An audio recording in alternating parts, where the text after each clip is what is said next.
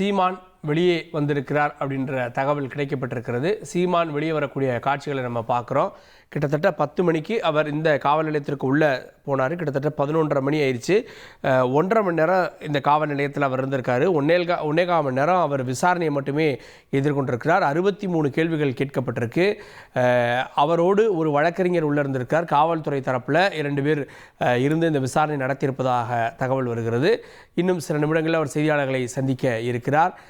இன்னைக்கு சாயந்தரம் 6 மணிக்கு அவர் ஆஜராவார்னு சொன்ன சூழலில் 6 மணிலேருந்தே அங்கே வளசரவாக்கம் காவல் நிலையத்தில் நாம் தமிழர் கட்சியினர் மனு கொடுத்தாங்க. தொண்டர்கள் வந்தால் அவங்களுக்கு பாதுகாப்பு வேணும் அப்படின்லாம் மனு கொடுத்தாங்க. அப்போதிருந்து இப்போது வரை அந்த பகுதி பரபரப்பாகவே காணப்படுகிறது. இந்த ஒரு சூழலில் விசாரணை எல்லாம் முடித்துவிட்டு இப்போது சீமான் வெளியே வரக்கூடிய காட்சிகளை பார்க்கிறோம்.